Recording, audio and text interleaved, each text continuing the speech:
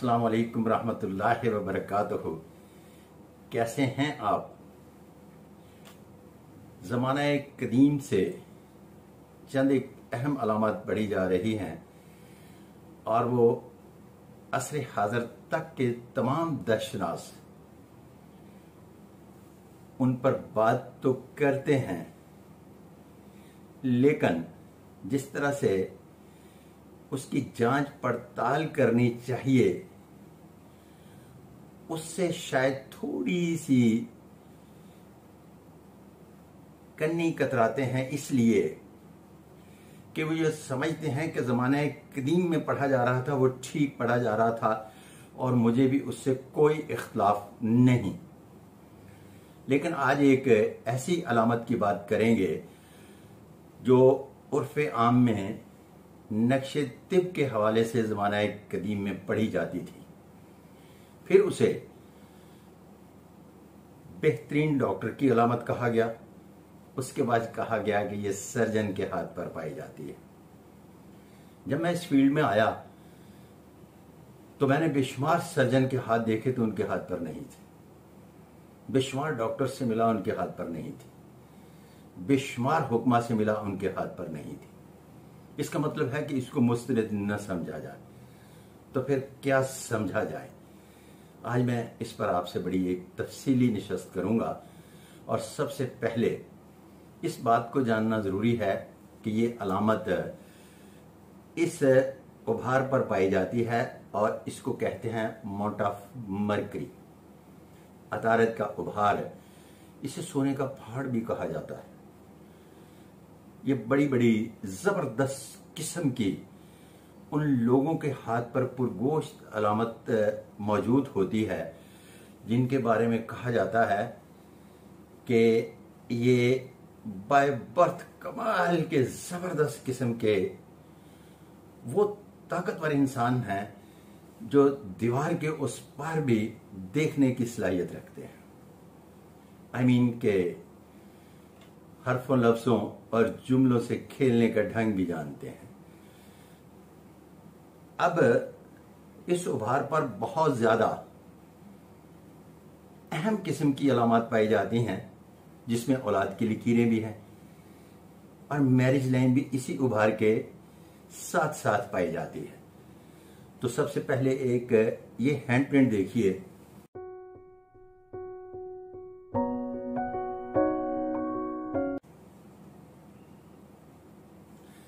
आपने ये हैंडप्रिंट देखा, इस पर मैंने सिर्फ और सिर्फ निशान लगाकर आपको बताने की कोशिश की है कि ये जो माउंट ऑफ मरकरी है इसका एरिया क्या है।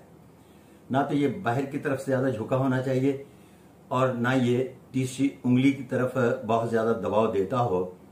अगर ये बहुत ज्यादा तीसरी उंगली की तरफ दबाव दे या बाहर निकला हुआ हो तो ये बुनियादी तौर पर किसी जबरदस्त किस्म के हाथ छूटे डिक्टेटर की अलामत हो जाता है। अगर ये हदूद व क़यूद में हो तो ये किसी बेहतरीन एक ऐसे शख्स की अलामत है जो कारोबारे हयात में अपनी मौजूदगी का हमेशा एहसास दिलाने की कोशिश करता है। अगर मुकद्दर की लकीर अच्छी से अच्छी हो तो वो एहसास दिलाने में कामयाब भी हो जाता है। अब दूसरा हैंडप्रिंट देखिएगा।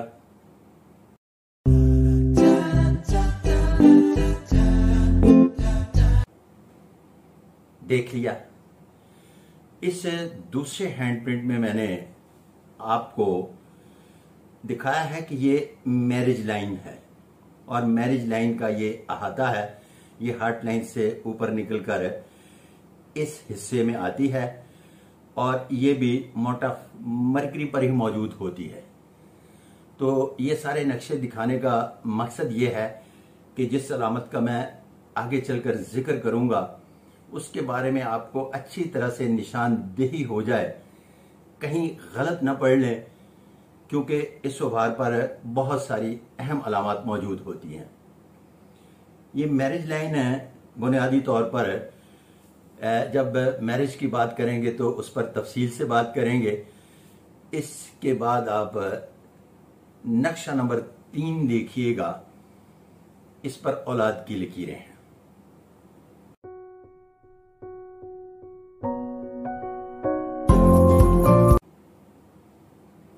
आपने मुलाहजा किया। अच्छा, ये औलाद की लकीरें जो है ना, ये इसका मैंने एरिया आपको डिफाइन करके दिया है, इसलिए कि ये मैरिज लाइन के ऊपर होती हैं। ये कभी यहां तक नहीं आती बाहर तक।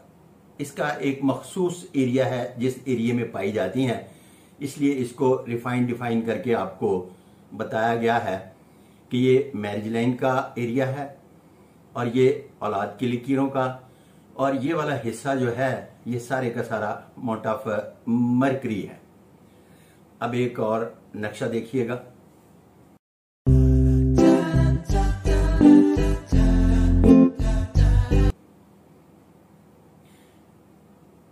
देख लिया, ये अमूदी खत बने हुए हैं ऊपर, जहां मैंने एरिया डिजाइन करके दिया है। इसको कहते हैं अमूदी खत। माउंट ऑफ मरकरी पर ये अमूदी खत जमाना कदीम के दशनास कहते थे कि ये हकीम की अलामत है। फिर इसको मुख्तलिफ शक्लों में बयान किया गया कि अगर ये एंटीना बनता हो तो ये डॉक्टर की अलामत है, अगर बहुत अच्छा एंटीना या लंबी लकीरें हों, ताकतवर और मजबूत लकीरें हों, तो किसी सर्जन की अलामत है। मुझे ऐसा अमली तौर पर मुशाहिदे में बिल्कुल नहीं आया, लेकिन एक बात तयशुदा है कि इसके रिजल्ट 99.99% मिले हैं कि ये जिस हाथ पर भी हो वो बाय बर्थ बेस्ट एडमिनिस्ट्रेटर होता है, खा उसका ताल्लुक लोअर मिडिल क्लास से हो, खा वीआईपी क्लास से, बेशक वो स्टार लाइफ में मौजूद हो, लेकिन उसमें एडमिनिस्ट्रेशन की क्वालिटी कूट कूट कर भरी होती है। वो अनपढ़ हो तो भी अपनी जात में बेशुमार सलाहियतों का मालिक होता है, पढ़ा लिखा हो, किसी भी सब्जेक्ट में उसने मास्टर्स किया हो, लेकिन उसमें एडमिनिस्ट्रेशन बड़ी कमाल की होगी। एमबीबीएस करने के बाद भी उसमें एडमिनिस्ट्रेशन खत्म नहीं होती। उसकी सबसे बड़ी क्वालिटी क्या है? उसकी सबसे बड़ी क्वालिटी ये है कि मिसाल के तौर पर मैं एक प्रोग्राम देख रहा था तो जिसमें एक बैंक के प्रेसिडेंट लेक्चर डिलीवर करते हैं और बाद में जो नए आने वाले बैंकर्स हैं उनसे कहा जाता है कि सवाल पूछिए। तो उसने एक बड़ा सिंपल सा सवाल किया कि सर आप मुझे ये बताएं कि आपकी सैलरी क्या है। उसने कहा 1 करोड़ रुपया, 400 लीटर तेल, माली, शेफ, गाड़ी और गनमैन, बेशुमार सहूलियात उसने गिनवा दी। तो उसने कहा आपकी क्वालिफिकेशन क्या है? उसने कहा सिंपल, मैंने एमबीए किया। उसने कहा सर मैंने भी एमबीए किया है, लेकिन मैं तो 50,000 रुपये पे काम करता हूं। आप में और मेरे में बुनियादी फर्क क्या है? उसके हाथ पर ये अमूदी खत पाए जाते थे। उसने बड़ा जबरदस्त जवाब दिया। उसने कहा कि मैं आपसे 3 सवाल पूछूंगा, आपने जवाब देना है और मैं फिर बताऊंगा कि मैंने आपके बारे में क्या जजमेंट पास की। पहला, दूसरा और तीसरा सवाल पूछा गया। जवाब सुनने के बाद जिनके हाथ पर ये अमूदी खत थे उन्होंने कहा कि आप में जो सबसे बड़ी अहम क्वालिटी पाई जाती है वो 3 तरह से है। पहली तो ये है कि आपने जो पहले सवाल का जवाब दिया उसके बारे में मैं मुकम्मल यकीन के साथ कह सकता हूं कि आप जानते थे कि इसका जवाब ये है। दूसरा सवाल जब मैंने पूछा तो आप उसके बारे में बहुत ज्यादा शुद्ध बुद्ध नहीं रखते थे, लेकिन ठीक भी हो सकता है और नहीं भी ठीक हो सकता की बुनियाद पर आपने जवाब डिलीवर कर दिया। और तीसरे सवाल को आपने हवा के दोष पे रख के जवाब दे दिया जो 100% गलत भी हो सकता है और 100% सही भी हो सकता है, जबकि आपके जवाब तीनों ठीक थे। और एक बात याद रहे कि आपकी इस आदत की बुनियाद पर जब मैं सिलेक्शन बोर्ड को चेयर करूंगा तो आपको एक खास नहज पर प्रमोट करूंगा, उससे ऊपर नहीं जाने दूंगा। क्यों? जो मैं काम करता हूं इसमें मुबालगा, और फिर हो सकता है नहीं हो सकता की बुनियाद पर काम नहीं किए जाते, बल्कि बाकायदा पेपर वर्क करने के बाद उनकी सारी फिजिबिलिटी बनाई जाती है, लेकिन एक मामले को मुकम्मल तौर पर जब तक उसकी तह तक ना पहुंचे उसको शुरू नहीं किया जाता।